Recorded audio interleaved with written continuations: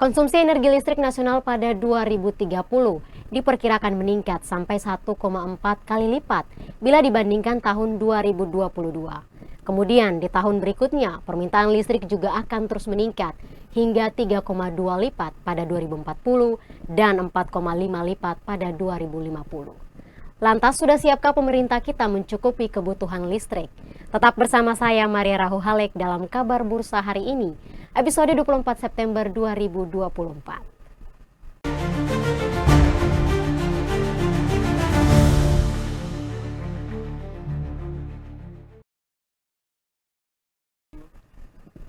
Indonesia menghadapi tantangan besar dalam memenuhi kebutuhan listrik di masa depan. Kebutuhan listrik tanah air akan melonjak hingga 4,5 kali lipat pada tahun 2050 dibandingkan dengan 2022. New Climate Institute mengeluarkan laporan terbaru yang memproyeksikan kebutuhan listrik Indonesia akan melonjak hingga 4,5 kali lipat pada tahun 2050 dibandingkan dengan 2022. Peningkatan konsumsi listrik ini didorong oleh pertumbuhan ekonomi yang cepat dan urbanisasi yang semakin meluas. Seiring bertambahnya penduduk dan meningkatnya aktivitas ekonomi, sektor-sektor utama seperti industri, transportasi, dan rumah tangga diperkirakan menjadi pendorong utama permintaan energi di masa depan. Saat ini sebagian besar permintaan listrik di Indonesia terkonsentrasi di wilayah Jawa dan Bali. Namun dengan rencana pembangunan infrastruktur yang lebih merata keluar Pulau Jawa, konsumsi listrik di Sumatera, Kalimantan, dan Sulawesi diprediksi akan meningkat signifikan dalam beberapa tahun mendatang. Infrastruktur yang memadai menjadi kebutuhan yang mendesak untuk menghadapi peningkatan permintaan ini. Untuk mencukupi kebutuhan listrik, Indonesia didorong mengejar penetrasi energi surya dan angin. Indonesia dapat memaksimalkan energi tersebut karena potensinya yang melimpah. Dalam laporan think tank Climate Analytics, Indonesia dapat memaksimalkan energi surya dan angin untuk mencukupi kebutuhan listrik dalam negeri. Hal itu dapat dilakukan karena potensi energi surya dan angin sangat melimpah. Agar dapat memenuhi permintaan listrik dibutuhkan 77 gigawatt pembangkit listrik tenaga surya atau PLTS dan 29 gigawatt pembangkit listrik tenaga bayu atau PLTB pada 2030.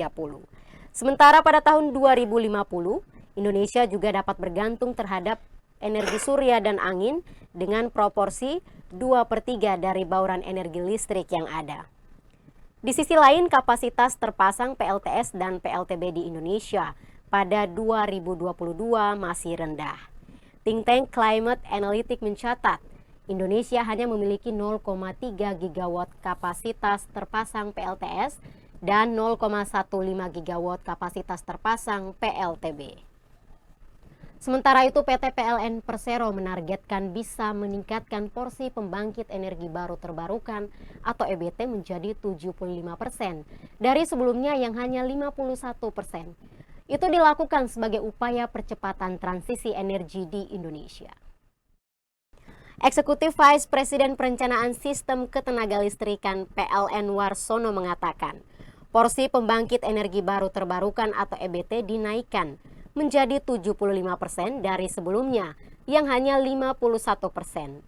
Warsono juga mengungkapkan peningkatan porsi tersebut merupakan bagian dari upaya percepatan transisi energi di Indonesia yang tercantum dalam Rencana Usaha Penyediaan Tenaga Listrik atau RUPTL.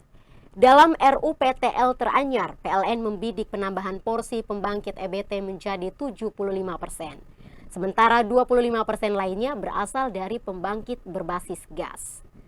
PLN juga akan membangun pembangkit listrik tenaga surya atau PLTS, serta pembangkit listrik tenaga bayu atau angin dengan potensi kapasitas masing-masing sebesar 5 gigawatt. Kemudian PLN juga berkomitmen untuk mendukung langkah pensiun dini pembangkit listrik tenaga uap atau PLTU. PLN tidak akan menambah pembangkit berbasis batubara kecuali jika sudah masuk dalam fase proses konstruksi. Kebutuhan listrik di tanah air diproyeksikan meningkat 4,5 kali lipat pada 2050. Lalu bagaimana redaktur kabarbursa.com melihat hal ini? Untuk membahasnya sudah hadir bersama kami, redaktur Pram Irfan Datu. Halo, selamat petang Mas Pram. Selamat sore Maria. Mas Pram, ini kan ada laporan terbaru dari New Climate Institute bahwa kebutuhan listrik Indonesia akan melonjak hingga 4,5 kali lipat pada tahun 2050 dibandingkan dengan 2022 kemarin. Nah, seperti apa Anda melihat hal ini? Menurut kami, pandangan redaksi sendiri, sebetulnya ini menjadi tantangan terbesar lah ya buat pemerintah, sebab permintaannya kan jadi lebih tinggi, dan ini jadi apa ya? Jadi apa? Bagaimana strategi pemerintah untuk melakukan atau memenuhi permintaan energi sambil mempertahankan keberlanjutan. Jadi ini yang menggarisbawahi ya, urgensi untuk mempercepat transisi energi terbarukan dan meningkatkan efisiensi energi serta memperkuat infrastruktur listrik guna mengurangi ketergantungan pada bahan bakar fosil dan tentunya bisa menekan emisi karbon. Nah, lalu ini kan ada peningkatan konsumsi listrik ini didorong oleh pertumbuhan ekonomi yang cepat dan urbanisasi yang tentunya semakin meluas.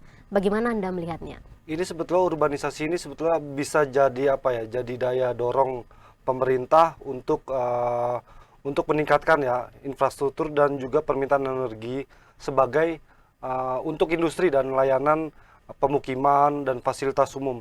Ini juga memenuhi unsur-unsur tadi yang kita sebut keberlanjutan energi tadi. Jadi strateginya harus efektif, pengembangannya juga harus efektif, dan tentunya bisa juga menyediakan ketersediaan listrik yang stabil di masa yang akan datang atau masa depan itu sendiri. Nah, lalu lantas bagaimana Anda melihat upaya pemerintah untuk memenuhi kebutuhan listrik ini? Apakah bisa? Ini sebetulnya bisa didorong lewat berbagai kebijakan gitu ya. Bagaimana pemerintah mengembangkan energi terbarukannya seperti solar, angin tadi, dan hidro. Pemerintah juga harus punya efisiensi sistem kelistrikan dan memperluas infrastruktur lewat jaringan listrik di Indonesia. Jadi tantangannya ada di regulasinya seperti apa, terus pembiayaan, dan juga tentunya sistem energi yang lebih berkelanjutan dan andal gitu ya. Jadi kedepannya Indonesia memang memerlukan beberapa langkah atau dengan cadangan listrik yang memadai. Salah satunya bisa lewat diversifikasi sumber energi, peningkatan infrastruktur, penyimpanan energi, dan tentunya efisiensi energi ya. Terakhir itu ada di regulasi dan insentif, tentunya bagaimana pemerintah mensosialisasikan kesadaran publik untuk energi yang lebih hijau itu tadi. Yang terakhir, Mas, nih sebenarnya kedepannya apa yang diperlukan pemerintah Indonesia untuk ketersediaan cadangan listrik?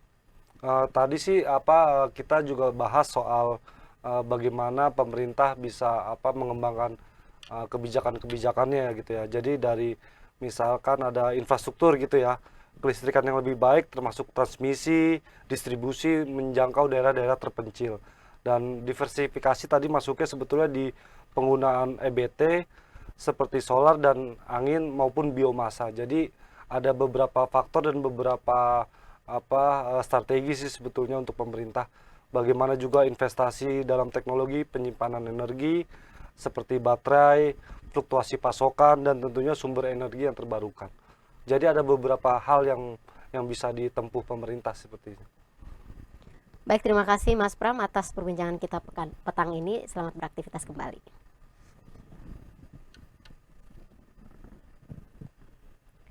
Sahabat finansial, perbincangan tadi sekaligus menutup kabar bursa hari ini. Jangan lupa klik like, subscribe, serta lonceng notifikasi kabar bursa.com. Atas nama kru yang bertugas, saya Maria Rahuhalek pamit undur diri. Terima kasih dan sampai jumpa.